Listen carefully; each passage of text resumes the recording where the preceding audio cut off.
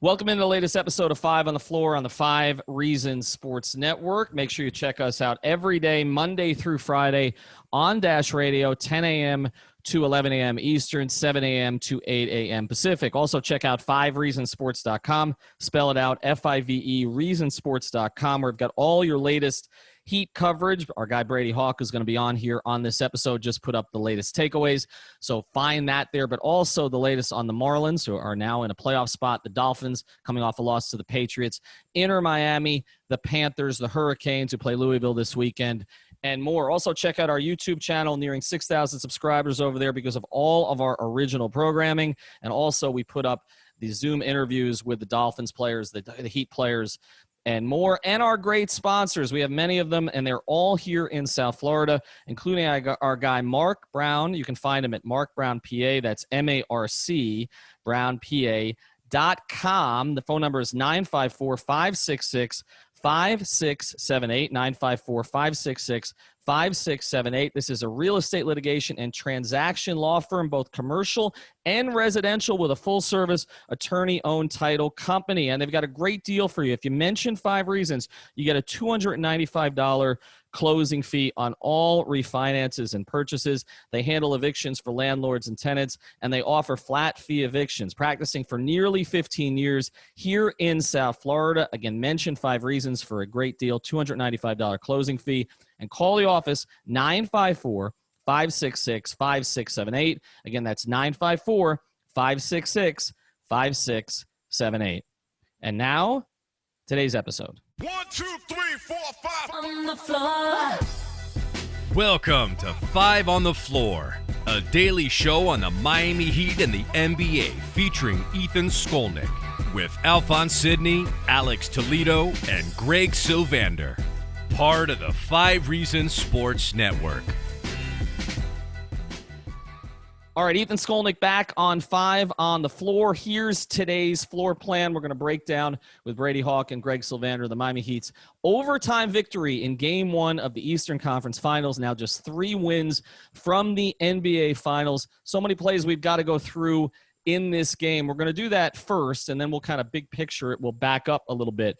But the play of the game, I think all 3 of us agree, was not on the offensive end. You had 29 points from Goran Dragic. You had a great drive and finish and foul picked up by Jimmy Butler late when it was needed. You had 22 points from Jae Crowder, and you had a near triple-double from Tyler Herro. But the play of the game was from the guy that some of the national media do not consider to be a star, but he met Boston star Jayson Tatum at the top and had a block in a 1-possession game, and that's Bam Adebayo, Greg. Okay, so that needs to go on a court culture moments tee immediately, because if you go through Miami Heat history, there are very few plays that are that significant and that big a moment. That was just unbelievable. To meet Jayson Tatum at the rim with the game on the line, to not foul. I mean, you go through huge blocks in Heat history that we'll remember forever. You know, LeBron on Splitter, or the Alonzo Mourning stuff in Game 6 in the finals versus Dallas. This Adebayo block is now on that same list. And it was just unbelievable to see him kind of rebound from a weird offensive night to have the play of the game. And for Miami to get that win, just I'm speechless. I need a cigarette and a sandwich again. 2 cigarettes, 2 sandwiches. Brady, Bam at times during the game, again, didn't look especially aggressive. Was even kind of called out by Doris Burke once, saying when he can hit that jumper, he becomes a totally different player. But it's not just about the offense for him. I think we have to look differently at what a star is in the NBA. There aren't many other bigs in the league who could have made that play against Jayson Tatum. Yeah, there really isn't many guys that can do that. I think just talking about the negative side quickly, it's just he was a little indecisive with the ball at the end of that game in the fourth quarter. Kind of seemed like kind of down in that below 2-minute mark. He was kind of pivoting around, kind of looking for Goran or looking for Jimmy just to pass that ball up, not even looking towards the rim at all. But he just does so many other things that just aren't scoring the ball, just passing, rebounding, defensive plays, just making so many small things, obviously, with the picks. And like you said with the national media, it just seems like they just really don't understand Bam Adebayo as a player, which along with Jimmy Butler is kind of the same thing. But Bam, just that block, it's just you look at two guys from that same draft class, rising superstar going up on another rising superstar, and obviously Bam Adebayo came away with the play right there on that one. Greg, I think you've mentioned this a little bit off there. When we think of the most impactful defensive plays in Miami Heat history, now this did not come in the finals, so the Thiago Splitter one is not quite there, but it's on a short list. Like you remember great defensive plays from Dwayne, obviously, plays that led to, as you know, Eric Spoelstra used to call the skirmishes, right? Like you make that incredible play on the defensive end, and there's a highlight play on the other end, although we tend to remember the highlight dunk on the other end more than we maybe do the play that led to it. But, you're talking about the Eastern Conference Finals. Maybe it doesn't feel the same quite as it usually does because it's not in front of a crowd. It's not something that the home arena where fans are going to go home, 20,000 people. Do you remember that block by Bam? But the significance of it when you're this close to the finals, what other defensive plays would you even put there with it? You're right. We don't really remember defensive plays because usually the end of games are reserved for, the LeBron James layup when Hibbert's not on the court, to end a game or something like that, or some of the Dwayne moments. Like we remember the half court heave to beat Chicago, but we rarely talk about the steal that led to it. You know what I mean? So it's just more apt to go towards offense. But that play, the way Tatum had it going throughout the entire game, he was winning his individual matchup all night. And he tried a couple of those step back, really long threes. And I think he tried to then say, okay, that's not working for me, so I'm going straight to the cup. Bam didn't foul. And it was an unbelievable way to finish that game. That was Alonzo Mourning-esque. He was channeling Zoe in that moment, no doubt. And now let's talk about another of the key plays in the game. We're going to try to go through some of these because I know we're in the moment, and I think they get forgotten. When you have a game like this, when I used to cover these at the arena, and you think back to Game 6, of the 2013 finals, and everybody remembers the Ray shot, but there were like 20 other impactful plays in that game that got forgotten. Most of them had to do over the years with Mario Chalmers. He always used to get upset at us. You forgot what I did because of something else that happened later. But there were so many plays in this game. The one, obviously, on the offensive end that is going to be remembered is the Jimmy Butler drive against Jayson Tatum in a game where they were running different defenders at him. He was very passive for most I thought, the first three quarters, particularly the third quarter stretch where he was out there without Dragic, who was terrific in this game. But he had Herro, but neither of them were really handling. And Iguodala was trying to make plays with Olynyk, and it just wasn't working very well with Kendrick Nunn. But then at the end, someone close to him said, Jimmy's going to win this thing. I thought he would try to win it with a step back, with a three. I was glad he attempted the drive, that he was aggressive there. Greg, again, there was some criticism of Jimmy for some late game decisions this season and, again, settling for the jumper. For him to attack in a game he didn't get to the free throw line that often, I thought was important there. Yeah, for him to finish 7 of 14 from the field, and only 6 free throws, so that's not customary. Jimmy, 5 rebounds, 5 assists. Like, he rounded out himself into having a respectable game when it looked like this was going in a completely different direction. Early fourth quarter, end of the third quarter. So it's just a testament to this guy on a mission. I know that it's cliche to kind of point at some of that kind of fire in the eyes stuff, as some people call it. But he looks different in this run, and he's finding ways to impact the game, even if it's in short spurts. And it was a classic closer Jimmy moment. Yeah, and I think you look at Jimmy Butler today just on a lot of different aspects of what he did. Just obviously you said attacking the rim and hitting that jumper, but there's just so many plays that he does throughout that just don't get looked at. As you say, the smaller plays, even in the first 3 quarters, are small plays, but looking at the offensive side of the ball, just with him kind of searching, it kind of just using the eye test, you kind of look in that it kind of looked like he was leading towards like a really bad playoff game. The way he just wasn't even trying to initiate offense at all, not even trying to get a flow, as you mentioned, without Goran on the court. He's going to need to be that guy that goes and gets the ball and makes plays and tries to attack the basket, which he wasn't doing for the first 3.5 quarters. But obviously, once again, Jimmy steps up in the end of the fourth.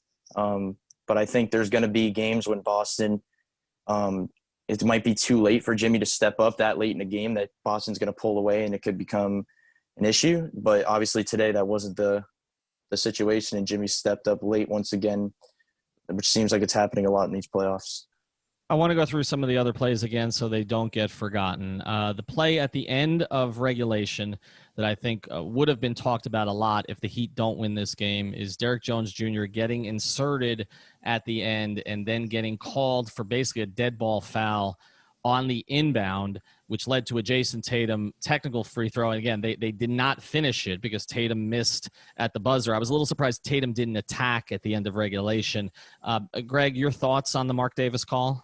Total BS. I feel like Smart was just flailing and fell down on purpose to kind of exaggerate the contact.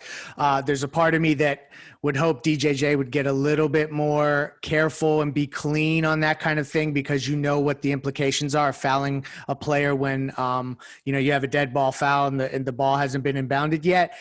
But ultimately, let's not let the calls like that are just inconsequential to the actual basketball being played to decide a game. So for that to tie it up, I think the Heat escaped there without the lead growing. And ultimately, I would hope DJJ would be a little bit more careful next time. But this Smart stuff, by the end of this series, we are going to be really aggravated with Marcus Smart. And the specifics of that we'll get into, because I do think we have to talk about this being the Marcus Smart game. The Heat kind of survived the Marcus Smart game. But a couple of other plays late that I want to touch on. The Herro hit-ahead pass was huge. His feel for the game and it just came across throughout. The Jaylen Brown offensive rebound, which was one of the few times that the Heat did not clean up the backboards, where Jaylen gets in there and that led to the extra possession. The Kemba Walker step back against Herro, which, Dragic was out of the game. They'd already taken him out. He had the 5 fouls. I'm not sure he would have been guarding him there anyway, but the step back, and we've seen Kemba do that to so many players over the years. I don't really think you can blame Tyler, who I thought otherwise played a really good defensive game. I don't want to – there were so many of those plays late in the game that are going to get forgotten that I don't want to draw sweeping conclusions off this game. But I think the overall conclusion that I would have, when you saw Erik Spoelstra come out and run zone defense from the very beginning, which is not something that he'd been doing in the playoffs. You saw some of the blitzing that the Heat did at times. At times it looked like they were running the 2012 defense, with all the blitzing that the big three used to do, the trapping and then kind of the racing back out to shooters.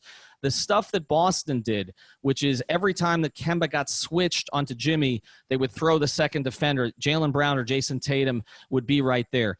This felt to me in a lot of ways like a Game 7. This was like, I don't know what the coaches have left. It kind of felt to me like Spoelstra had a week to think about this. Brad Stevens, obviously, we know is a creative coach, but he knew if they beat Toronto, it was going to be the Heat next. I felt to a certain degree, Brady, that these coaches kind of emptied the clip in Game 1. Yeah, you kind of look at just on the Spurs side of things, obviously implemented all those defensive adjustments with the zone and all of those sorts of things. Obviously, he changed up kind of the substitution kind of thing, but I think that might have something to do with the foul trouble of Duncan, but he went 10 deep. I think there's a lot of things to look at with this Heat team just right now. This just further proved they're just a scrappy, physical team that we've said all season. It just further proves in this playoffs, which is the players, coaches kind of have been saying that in these press conferences over and over, and it kind of seems like it's just they're just kind of saying it, but it's just really is the truth. They're just a scrappy team that no matter if they're down 12 in the fourth quarter, they're still in this game, and it just seems like it gets more and it just becomes more and more true the further we go. But I think, like you said, with the just kind of throwing stuff out there and changing stuff up and throwing everything they have, I think it's gonna just further proves that this is gonna be a 7-game series. It's just both these teams. They showed that they have their positives and their negatives. Each team had, like the Heat had 2 good quarters and 2 bad quarters. They kind of showed their floor and their ceiling, which probably isn't their ceiling because I think their shooting could be a lot better. But there's just so many things that kind of went both ways in this game for both teams that it just really it's interesting. Greg, were you surprised that Erik went to the zone so early in this game and showed – I haven't seen him mix so many defenses in one game in a long time. He didn't do that so much against Milwaukee. I kind of stuck with a couple of different things the entire series. He really didn't do it much against Indiana. Today, I felt like, again, he coached an entire series in one game. He really did. You hit the nail on the head in that they threw everything at the wall to see what was going to stick, because these teams are so evenly matched in so many ways. And the interesting part about the zone is that, and I know that there's been two taller, longer players at the top of the zone in other circumstances. But generally, as I remember, and I don't have the best memory with this stuff, it's usually DJJ that they trust to be up there at the top. This time, if I remember correctly, it was Jimmy and Jay. And then they had Goran down on the baseline kind of and living with that result. And I just thought it was an interesting slight adjustment that maybe everyone else has noticed, but it was new to me. And it felt like that would happen for 2, 3, 4 possessions. And then they would go back to man for a few possessions, and then they would go back to it again. So it was really Spoelstra pivoting a lot throughout the game, and to do it on the fly that quickly in a game one, when you're really supposed to be just feeling each other out, it kind of shows how much these teams have had the chance to prepare. And also, you have two great coaches going at it. I know I make fun of Brad Stevens, but this is going to be an unbelievable strategic series. And we got a glimpse of that, starting tonight. I want to go through some of the comments. We got Alex Toledo on the Zoom calls right now. He's been on there for a bit, so he's been tweeting these out. Let me get to some of these, and then after the break, we're going to get into Tyler Herro, Goran Dragic, Marcus Smart, and more. Eric Spoelstra said it's much better to get the win and work on your teaching points from there, but we understand we can't get carried away with just one win. Jimmy Butler, I know what all these guys bring to the table, and everybody's ready because their time is going to come. They just work at it. They're comfortable. They know they've been doing it so many hours, so many days when the cameras aren't there. More from Jimmy. Magic Johnson apparently went on Twitter today. I guess he got a hold of his own Twitter account, because usually I feel like somebody else is tweeting for him. Magic called Bam's block one of the best defensive plays he's ever seen in the playoffs. You guys remember? Well, Brady's not going to remember this. Greg, you remember the Tayshaun Prince chase down block? Of course, on Reggie. Of course, on Reggie, LeBron's chase down block. Obviously, that was on Draymond, right? Was that on Draymond? I believe. No, that was on Iggy. That was on Iggy, of course. How could I forget that it was on Iggy? Right. So LeBron's on Iggy. That Tayshaun. I mean, there are others that certainly would come to mind. There's certainly the defensive play of Jordan. Remember, obviously Jordan on Karl Malone. Right? I got one. Chris Bosh on Danny Green. Chris Bosh on Danny Green, which got forgotten a little bit because of what happened on the other end, right? But yes, Chris Bosh on Danny Green. I mean, there's a lot of these through the years that you remember, and Magic Johnson put this one up with it. Jimmy said, I would agree with him what Bam did to save that game to make sure we win it by putting his body on the line. That was a great play. More from Jimmy. I think my confidence in my guys grows every single second because they're not scared of anything, of any team, of any moment, of any shot. I'm glad I get to be part of the leaders we've got here. Bam Adebayo on the block. Feel like Jimmy knew I was there. He got him to the launching pad, which we teach the whole year, and at that point I had to make a play. It's the playoffs, and I made a great play. Bam on Tyler Herro, who, like I said, we're going to get into. Just another element of our team. At this point, years don't matter. If you're out there and you're out there to produce, and he produced, I'm proud of him. And then Jimmy on Tyler Herro. He's been preparing for this moment all year long. There's nothing we're not comfortable with him doing. All right, after the break, we're going to get into Tyler Herro. I want to talk about Goran Dragic also, because he shouldn't be forgotten. This game gets away for sure if he doesn't perform the way that he's going to perform. But we want to tell you about another of the great new sponsors of the 5 Reasons Sports Network. We appreciate everybody jumping on board. Another local sponsor here, and that's Mr. Kitchen. They can serve all of your construction needs with licensed contractors. They do custom American-made cabinetries, 15 years serving South Florida. They've got showrooms in Broward and Palm Beach counties. You can call or text a picture of your kitchen. I might do that tonight to 561-400-1195. Again, that's 561-400-1195 for a free estimate. So we're expecting all kinds of pictures to be floating out there to that phone number. Again, 561-400-1195. If you add the code 5 on the floor, you'll get 5% off your total bill. Check out the website. It's mrkitchen.org, O-R-G, mrkitchen.org. Again, the phone number, 561-400-1195. 9-5. All right, let's get back to it. And I want to touch on some of the Heat players and then what the Heat tried to do against some of the Boston players. There were so many games this season that the Heat were stuck in mud, and Goran Dragic dug them out of it. And there were many regular season games that happened. It's happened frequently in the playoffs. But Goran also has had a habit in the bubble, and Euro Goran, as now everybody's calling him, and I was calling him 3 months ago, of having one great half and the other half not being so great. And tonight kind of looked like that. Like, he got off to that fast start. I think he had 17 or 18 in the first half. And then they started trapping him in the third quarter and taking the ball out of his hands. They were trapping him up high. He wasn't really able to get his rhythm. He wasn't as aggressive. Again, sort of the pattern that he's had where it's one great half, one not so great half. Sometimes it's the first, sometimes it's the second.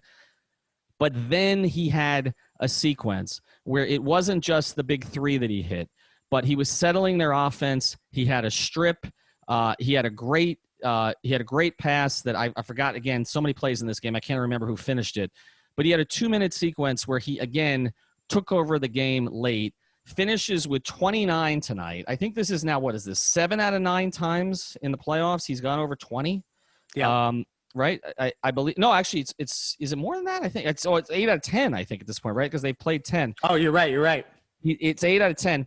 Finished with 29, 7 and 4, plus 13, 11 of 19 from the floor, 3 of 6 from 3, 39 minutes. I don't care about the minutes tonight. It's the Eastern Conference Finals. So many times he's the relief option. I feel like others get in trouble, get it out to Goran. Sometimes it's the one dribble, let his defender blow by him, and then ends up making the three. Leads them in scoring tonight. And here's the thing. Other than the trapping up top, it didn't seem like they had a good answer for him, Greg. No, I mean, I thought the best playoff game we were ever going to see from Goran was that Game 6 against Toronto back in, what was that, 2016 or so? Feels like forever ago. This was one of those games where he even in the second half when he wasn't scoring at the same clip, he still felt like he was helping the Heat settle down and control the pace. There was even a huge play where he kind of turned around and flipped it at the basket and got Tice fouled out that I thought was a huge play as well. So it's little stuff like that just continually, they put the ball in his hand. They trusted him to play without making a lot of mistakes. He only had 1 turnover tonight, which I thought was really huge. And so, ultimately they're going to swing the ball to Jimmy really late, but Goran kept them afloat for a lot of this game. And a key thing is even when Boston was going on runs, the Heat would chip away at it and get it down to 7, get it down to 8, and just stay within striking distance. And that was all due to Goran. I felt like a lot of that, particularly in the first half as they closed with a tie, these are things that get forgotten in a game full of big plays like you mentioned. But he was one of the biggest contributors, no doubt. Yeah, I kind of think with looking at Goran, it's kind of been, as you alluded to earlier, just it's pretty much been Goran for the first half and Jimmy kind of taking the reins of the second half. That's kind of the way it's kind of seemed. I think Goran and Jimmy play better. I think they play well together, but I think they play better when they can both lead their own units. I think Goran's just better as the guy with the ball in his hands that can run the pick and roll, that can do all these other things and score at all 3 levels. And ultimately it kind of seemed like Jimmy wasn't stepping up in that second half like he usually would. And obviously he did in that fourth quarter, but it's continue, like Greg said, he just constantly, when they're just at their worst, it just seems like Goran's there to save them. He's just their most consistent scorer by far. He's just always there to kind of get them out of it because he has so many ways of just kind of doing it. He can obviously drive to the basket and he can kill somebody from the mid-range and obviously hit a 3, and he gets others involved. Not even just by just his assist numbers, but just his way of just kind of being that floor spacer and leader. So there's so many levels to Goran that you just kind of have to look at, but he's just one of those guys, as we talk about Bam, he makes these small plays throughout the game that just don't get talked about, after the game. All right, let's get into the guy he was playing with in the backcourt for a good portion of the game, which was Tyler Herro, who in his first Eastern Conference Finals game, which again, through no fault of Dwayne Wade's, was someplace that even he didn't reach as a rookie, finished with this stat line. 40 minutes, third most on the team, 5 of 10 from the floor, 2 of 5 from 3, 12 points, including 2 huge late threes, which, again, we're just used to saying it at this point. I mean, he had 2 others that swirled in and out. I mean, it could have been a bigger scoring game for him. Finished with 12, 11, and 9, including that hit-ahead pass that we talked about a little bit earlier. But the biggest thing that stood out to me, and I guess the rebounding plays into this, was how on point he was with his defensive assignments throughout the game. Several times, even if he didn't get the steal, he made it uncomfortable for somebody. He was trapping at the right times. And again, when they needed big defensive rebounds, he got them. There was really only one big defensive rebound in this game they didn't get, and that was the Jaylen Brown one that led to the extra possession late. But overall, I mean, they only gave up 6 offensive rebounds. You'll take that all the time. They won the overall rebounding, I believe. I think they were 41-37 with Tyler Herro leading it. We'll bring Nikias on again, Mr. Short Arms with 11 boards. The second leading rebounder on the Heat tonight was Goran Dragic. They got 18 rebounds from their 6'4" and under guards tonight. To me, and I tweeted this, and maybe I got a little bit carried away, the kid's a basketball savant. Like, he reads the game at a level like, you talk about the IQ of this team. The highest IQ team I've ever covered, and I think one of the highest IQ teams in NBA history, was the 2012-2013 Heat. You had LeBron James and Dwayne Wade, who were, off the charts basketball IQ. Shane Battier and Chris Bosh were off the charts, like, life IQ, plus Ray Allen, plus James Jones. It was one of the smartest teams in NBA history. But this team has tremendous basketball IQ, and I'm not sure that anybody's basketball IQ on this team is higher than Tyler Herro's. He's bleeping 20 years old, getting 40 minutes in an Eastern Conference Finals game and putting up a near triple-double. It's just he has a feel for the game that you can't teach it. And the fact that he was able – he only had 2 turnovers, like you said, 9 assists. The Heat as a team had 32 assists on 40 made field goals. So the ball movement was there, and that was a lot to do with Tyler Herro. He wasn't rattled at all. He didn't look rushed at all. It's just, we keep saying these things, and it's almost like we're doing the same podcast over and over again. And we think he can't, that at some point you're going to max out what you can do at his age on this stage. And he just continues to show us that he's built and lives for these moments. Jimmy has even kind of alluded to how they're willing to kind of give Tyler the responsibilities of doing anything on the court. It's unprecedented. It really is. Just seeing him blend in and become what he's become in such short order. I'm speechless. I'm literally speechless. Yeah, I really think that his feel for the game stands out more than anything. Duncan Robinson kind of touched on that in the press conference. A couple days ago, they kind of asked him about Tyler Herro's scoring and shooting abilities, and he said that basically that's all great, but nothing even comes close to his feel for the game overall. And I think that's just what stands out. If you look back kind of to even his high school days, he plays the same exact way with the same exact speed, with the same – just everything is just to a T. He doesn't get rattled by game 1 of the Eastern Conference Finals, a practice scrimmage, or a high school game. He plays the same exact way. He plays, with his speed, and ultimately that's what he's going to do no matter what, because obviously, like we said, his confidence is just through the roof.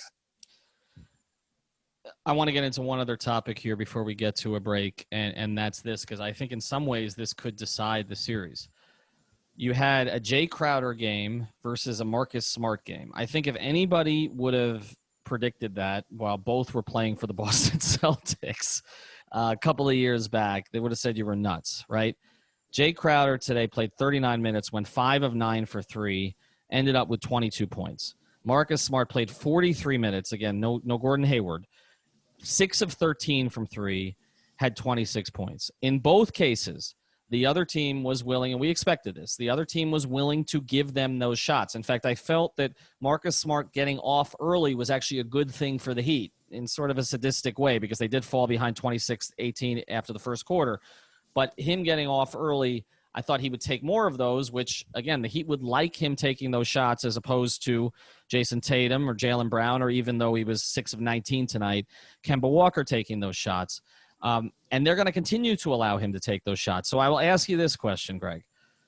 If Boston's going to give Jay that shot over and over, and Miami's going to give Smart that shot over and over, who ultimately does that benefit? Because I think that's the one thing we saw tonight that we're going to keep seeing for the next, I think, 5 or 6 games of this series.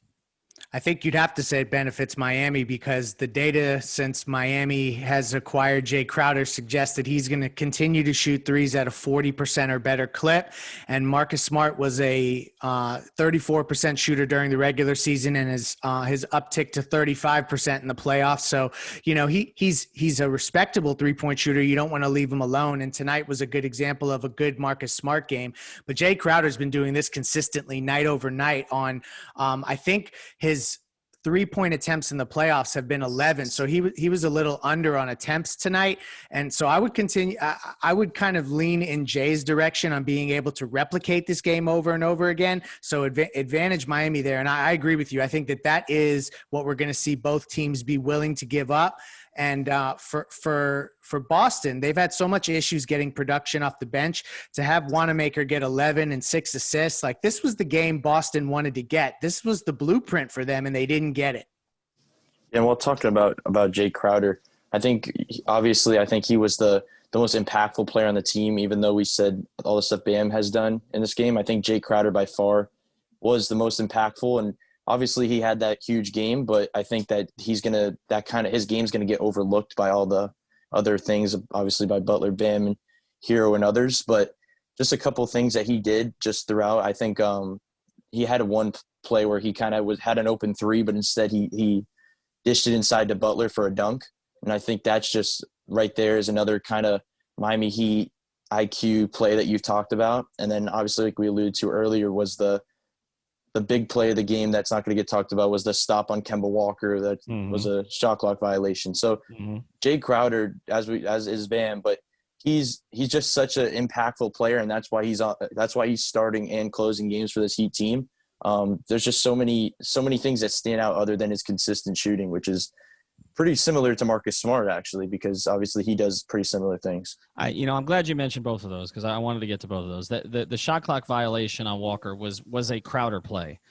He made that happen. Kemba dribbled himself into trouble, but Crowder completely shut that thing off. And again, he's not known as a shot blocker. He's not known necessarily for protecting the paint, but that's a way that you protect the paint. When you make it difficult for a small guy to operate in there, and he did that, and that was a critical play. But the other one you mentioned was, you're at the point now, it's crazy, but when Jae Crowder has an open 3, you're like, take it, which is not something you would have yelled to Jae Crowder at any other point of his career. At that play where the ball comes out to him and there's nobody within 6 feet of him, and you're like, Jay, what are you doing? And he made the pass into Butler for the finish.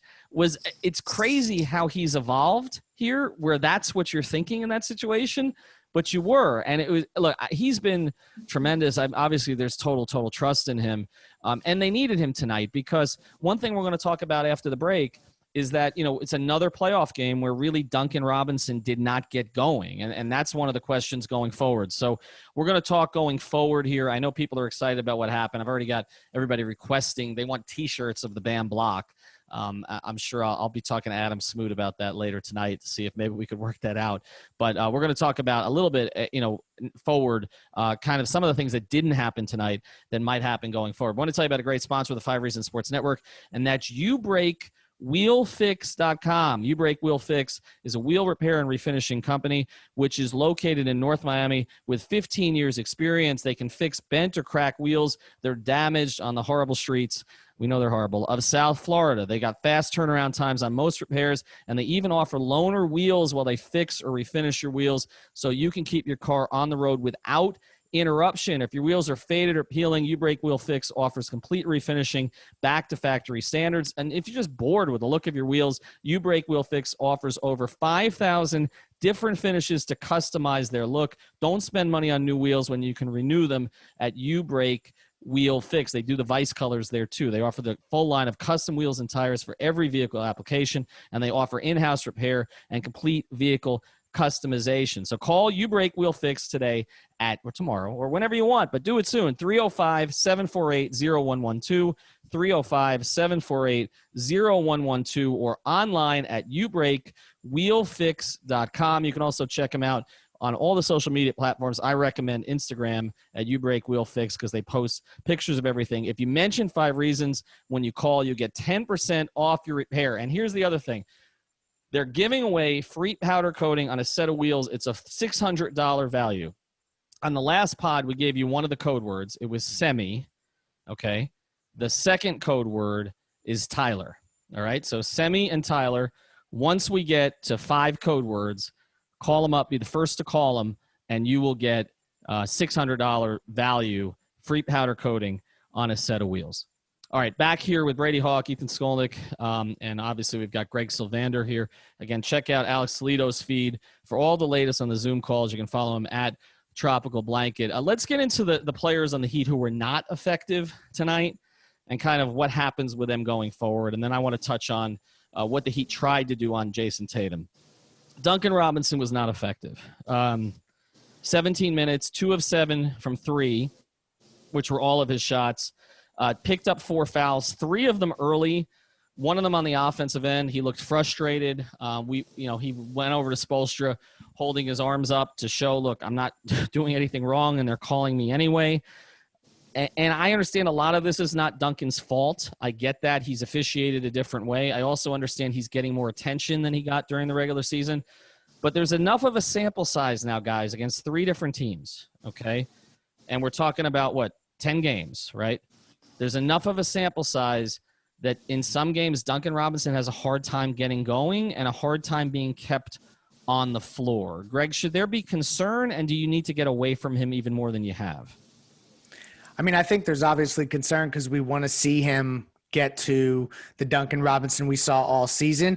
But if he ends up being the greatest diversion tactic in the history of the Miami Heat, then so be it. Because when you look at the minute distribution today, and granted it was an overtime game, kind of the 5 guys that led the team in minutes, like who are you taking off the court? Like the way that they're playing right now, Goran, Herro, Jay, Jimmy, and Bam. I mean, that's the closing 5. So at some point, somebody was going to get squeezed in that scenario, and Duncan happens to be that guy.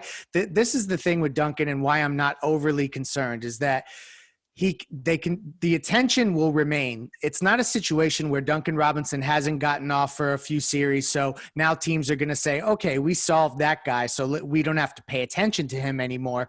The gravity that he brings is still going to be there. So at some point, some head coach conceivably may say, okay, this isn't working. Let's try something else. And you hope that that's the moment where Duncan can get going.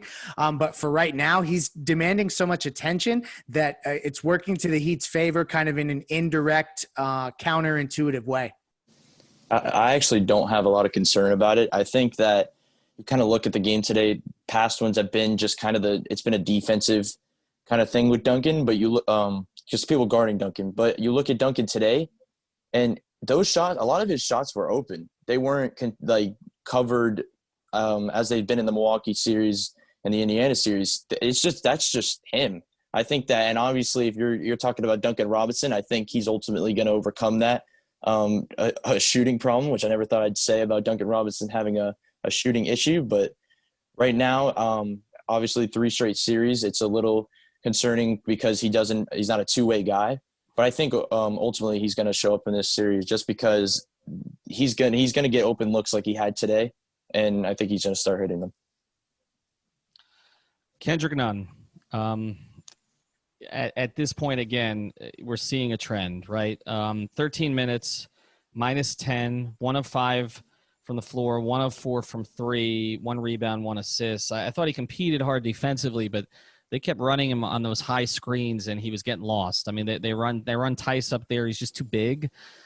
Kendrick was having trouble getting around him. But again, I think that the big issue with Kendrick is he's got to find a way to find his offense without disrupting the Heat's flow. And I felt like today he disrupted the flow a little bit. I don't blame him for it entirely because, again, he was out there a lot of those minutes with Jimmy, and it was a time that Jimmy was being kind of passive, wasn't touching the ball much on offense. So, again, I'm not going to blame it all on Kendrick, but the rhythm that he was in early in the season, you're past the COVID thing now. He got back in the bubble after some personal issues, and he obviously lost his starting job. He's been a great teammate. I mean, he tweeted out that joke about Jimmy kind of being he said he was an uncle now, and he had Jimmy holding Giannis. He had like a cartoon of Jimmy holding Giannis and holding TJ Warren. Okay. And I mean, so I don't think he's complaining about his role. I don't think it's any of that. It's just he can't find a rhythm, and I don't know that he's found it in this bench role either. I just don't know where else they go. He got outplayed by Wanamaker to a pretty large extent today. And if he's going to be on the floor, he's got to at least play him even, right? And this comes on a day that, to his credit, Kendrick Nunn was named first-team All-Rookie. So I don't want to get away from what he did in the rookie season, but it feels like a long time ago. Yeah, I honestly think with Kendrick Nunn right now in the playoffs, and even the bubble as a whole, if you look back at those regular season bubble games, the game is more of a half-court offense that it's just kind of slowing down. And if you look at kind of where Kendrick Nunn kind of thrived all season, it's just been kind of more of a fast-paced, fast break, kind of open court kind of thing that I think when it's a half-court offense and the defense is congested a little bit more, he has a tough time. I don't think he can attack as well as he did like earlier in the season. So I think right now he's just not a player that you could kind of look to in a playoff game just due to his offensive play right now. And then obviously the defensive side is no better. And they really were searching for that Kendrick Nunn matchup on offense. You could kind of tell that they were going to try to either find a way for him to be lost in that pick and roll or absolutely attack him, which led to couple fouls. So there's just a lot of things that go along with Kendrick Nunn. And I think ultimately, we see, Spoelstra kind of said he's just going to do things on the fly kind of especially with the bubble. And I wouldn't be surprised if Derrick Jones Jr. gets his minutes next game. Greg, is that what you think he'll do now? They don't have another guard to go to. They're not going to play Gabe Vincent. Yeah, I mean, I think that it's a situation where this was the game they tried to get Nunn going early. His first 5 minutes, I felt like he actually looked pretty darn good. Even despite a couple misses, he looked sharper, and then it just went downhill from there. And you can't have a guy get 4 fouls in 13 minutes. I know this was an overtime game, so he stretched it and went 10 deep, and the minutes distribution on the bench was a little maybe different than we anticipated. I think that this rotation is going to shrink, provided we don't go into OT and double OT going forward. This may be the last that we see of some of these guys in extended looks going forward, because I just feel like back to what we said initially, that they were throwing everything at the wall to see what stuck. And I think one thing that stuck is that Kendrick Nunn is just not a plus player in this particular series, which is unfortunate because I felt like there was a role for him, particularly offensively tonight, especially with Jimmy and Bam late to the party from a scoring perspective. And he just didn't put it together. Luckily, we have the Herro stuff to fixate on. Yeah, no doubt. And I mean, it comes on a day, like I said, that, Nunn was first team all rookie. So we shouldn't forget what he's accomplished this season. But we always talked at the beginning of the year that, Nunn was better then, but Herro had the higher upside. It's just happened faster than I expected. Maybe because this does feel like Herro's second season, maybe because of the COVID thing with Nunn. But they don't even look like, whereas in Summer League, there were a lot of times when I was out there last July, with Alex and others that, Nunn looked like a better guard than Herro, like at that stage. Like he was the one running the offense. He was the one in control. It just doesn't look like that anymore. Even when the two of them are playing together, it looks like Nunn doesn't really know when to go, when not to go, and that's stuff he had figured out. It almost feels at this point, I think you're right, both of you guys, it almost feels at this point like he just needs an off season and to get back to a training camp, and then kind of figure it out. And they figure, again, if they don't trade him this offseason, they kind of figure out, okay, where does he fit on this team now? Because they figured it out last preseason. When he had 40 against Houston, they figured it out during Summer League. They figured it out early in the season, but they haven't figured it out now. All right, I want to switch to the Celtics a little bit. before we close. But before I do, I want to tell you about another sponsor of the 5 Reasons Sports Network, and that's our friend Louis Peters over at State Farm. This is an agency representing the #1 auto and home insurer in the United States, more than 60 years of combined experience in the insurance industry. These are local agents that understand South Florida's unique market. They've got access 24/7 on louispeters.com. That's LUIS, Peters.com. Or you can walk in during the day. It's on Southwest 117th Avenue in Miami. Of course, all of our sponsors are local. Or you can click into louispeters.com. This is personalized service tailored to each and every customer. There are no cookie-cutter solutions in insurance. So, again, go to louispeters.com, LUIS Peters.com, or 305-275-5585. All right, let's get into the other side of this and how the Heat handled some of Boston's better players. We fixated on some of these matchups. Let me go through some of the numbers. Jayson Tatum had 30 tonight, plus 14 rebounds, 5 assists, 3 steals, and 2 blocks. That's a LeBron line. But 10 of 24 from the field. So, like, the silver lining is it wasn't as efficient as maybe you would have thought Jayson Tatum could get to.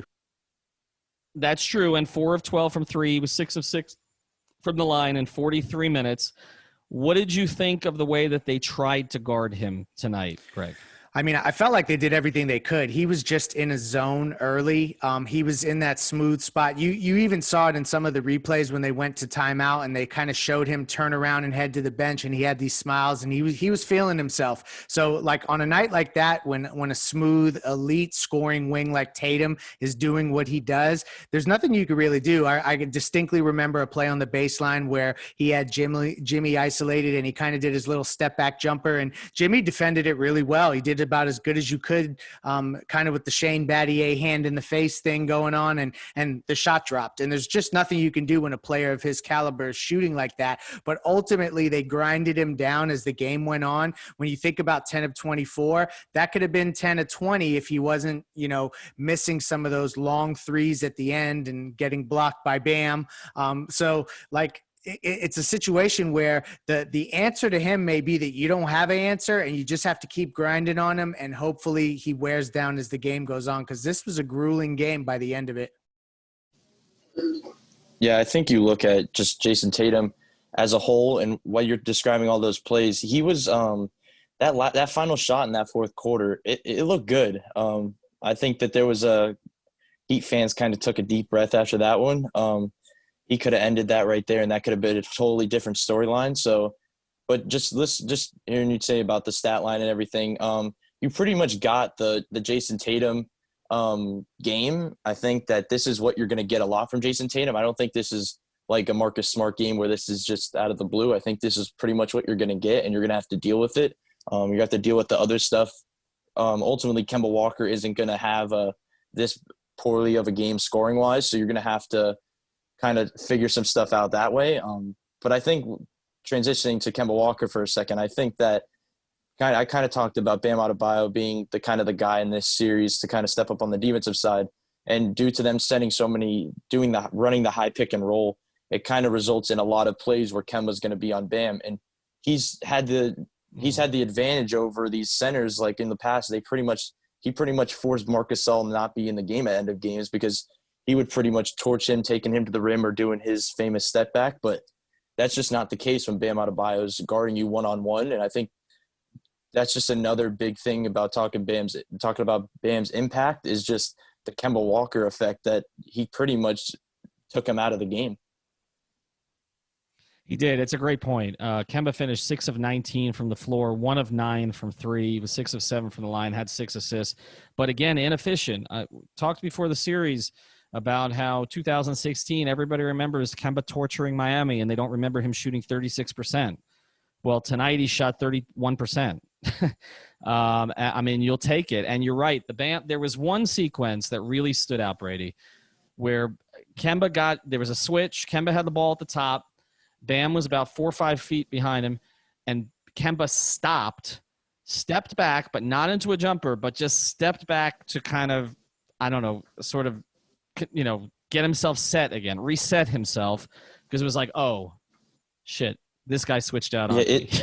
And it was like he didn't know. It gummed up their whole offense. It's not just the missing a shot. It's that Boston's offense, when it's working, is Kemba playing in rhythm, getting to those step backs, like you said, isolating on bigs that can't move quickly enough, either laterally or front to back, basically, to at least get a hand up against those step backs. And against Bam, he can, and it felt like, okay, their whole offense is bleeped up now for the rest of the possession.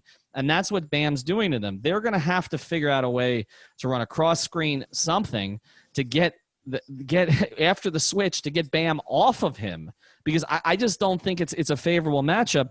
And if he's going to go 6 of 19 after the way he played in the last 2 games of the Toronto series, which, I mean, this is a trend now, it's going to be very difficult for Boston to win this series. He's got to be better than that. I mean, they got 6 of 14 out of Jaylen. I thought he was fine. He was good, but not, overly impactful offensively. They got the 11 from Wanamaker off the bench. He played a really solid game. He had 5 steals and 6 assists. Like, he was really good tonight, okay? But they're not going to get anything from anybody else. I mean, Ojale played 10 minutes, 1 of 2 points. Grant Williams and Robert Williams played 21 minutes between them. I mean, they had a couple moments. There was the 1-3 from Grant Williams in a key spot. But you're not expecting bench scoring. I mean, we talked Cantor didn't play. They're not going to play Carson Edwards. They're not going to play Romeo Langford. I mean, this is the team. I mean, they're not deep without Hayward. And so they have to get good production, efficient production out of Walker and Brown and Tatum. And so they got the Marcus Smart game, and it wasn't enough. Now, like you said, if Tatum makes that shot at the end, if he finishes over Bam, if there were lots of plays in that game, it could have gone the other direction. But I think the key things tonight, and let's look forward here in our last minute. The key things tonight to me that I took is the resilience that this Heat team has shown, where they fall behind and they don't care, and they just keep playing and they keep running bodies at you. And we talked about that before the bubble, Greg. When we do those early episodes, I remember Alex and I talking about that a lot, that I thought Eric was just going to throw more bodies at people and just wear them down. And here we are in the Eastern Conference Finals, and he played 10. Not all of them played well. I didn't think Kelly played particularly well either. But they come back from an 18-point first quarter and a 16-point third quarter, and they score between the overtime and the other 2 quarters, 83 points. They never got rattled, especially Herro. To me, that's the big takeaway. I think you come out of this and you feel like we kind of took Boston's best punch in a lot of ways. They got the Marcus Smart game. They got up on us early. Tatum played really, really well. He was more productive than Butler for most of the game, and we still won. Yeah, I just think that you pretty much hit it right there. I think the main thing to take away from this is just the kind of the grittiness of this team, just the physicality, the scrappiness. It's kind of been a thing that we talked about all season, kind of exploiting the Heat culture kind of term. It's just been a thing, and it's kind of the thing that stands out to me, I think, is the team chemistry side of things. I think we've kind of talked about this team being a joint locker room, just a guy off the court just being so together. But I think it just really translates to on the court. You look at just the small plays, as I mentioned, with the Crowder to Butler plays. All of these guys, they really truly trust each other, especially Butler. He's talked about he trusts Tyler Herro at the end of a game, a rookie, a 20-year-old. It really is amazing that you're not just one of these other teams that are giving the ball to LeBron or Kawhi or Jayson Tatum or at the end of a game. There's so many options that they all have the ultimate trust on this team for somebody to hit that shot at the end of a game. And it doesn't even have to be in the starting lineup. There could be a guy that's an 8th man that they'll have the utmost trust in just throughout. So I think that's just what stands out to me the most. You know what else is really interesting is the way that they play when they get down and they don't get fazed by it. And I've been tweeting this about this barrage of 3-pointers that we know is always coming. It's almost like they play like they know that is something that's going to come, and it comes in waves, and they just have to ride that wave when it hits. But then they know it's going to crash, and there's going to be moments where they can't get too down, and it's a mental approach that is attributed to that. But ultimately, we got shooters, and they are leaning into that more than ever. And the barrage of 3-point shots come, and they're fine, and they play like they feel like they're going to be fine. And it's incredible to see how quickly that's come together, that this team has formed this type of identity in one season. Yeah, and that's one of the reasons why when we start to have those off-season pods and we kind of talk about Should they make this trade? Should they go get this player? We're going to have a serious conversation about whether they should touch this thing much at all, because there is a unique chemistry to this group that has only gotten stronger in the bubble in ways that we thought it might, but I think it has exceeded even our expectations. And they just don't think they're going to lose. And there are very few teams that you can say that about, okay, even in Heat history, that they just don't feel like they're going to lose. The big three teams, like, they always felt like there was a defensive flurry, right? Like, okay, we're gonna get serious defensively. We'll have one of those skirmishes, and LeBron and Dwayne, everybody, and then all of a sudden, we'll hit a Ray Allen or a Shane Battier, and we'll hit a few threes, and we'll get going. But this team, it's different. It's not just relying on its defense. Like, they feel like they're going to ball movement their way, okay, to openings, or Jimmy's going to get to the line. And I just think they just have this unique mix. Goran Dragic is playing the best basketball of his life. To me, he's better than third team All NBA Goran that they got from Phoenix. And Jimmy knows when to pick his spots. Sometimes it's frustrating. It's frustrating with Bam. But they have this overwhelming trust. You talk about it, Greg, in the other players on this team. And sometimes it's frustrating as a viewer because you're like, there was one time, I don't know, Doris or Mark mentioned it on air. It was like, Bam, look at the basket. Like, he was right at the basket and he kicked it out. I think they got away with it on that possession. So it does get frustrating. But then you ultimately see it pay off, because maybe it's that attitude and those plays that has made Tyler Herro and some of the other guys on the team feel like, okay, I'm empowered to make plays here at the end. And so the Miami Heat win game one in overtime. They are now 9-1 in playoff games this season. They have a 1-0 lead. They play next again on Thursday. That actually is a 7:00 start. We'll have a pregame stream, postgame pod, postgame stream for you. Find us on 5reasonsports.com. We've still got that special 10% off all shirts on our site with the code FLOORPASS. That's running as long as the Heat are alive. So if you're confident they're going to be around for 3 more weeks, then wait. If you think it might end in a week and a half, you might want to buy those now. Thanks, everybody, for joining us. Thanks to our sponsors, Mark Brown, PA, Mr. Kitchen, that's our new sponsor, You Break, We'll Fix. Again, the code word today is Tyler, and LouisPeters.com. Alf and Alex and others will be back with us this week. Thank you for listening to the 5 on the Floor on the 5 Regional Sports Network.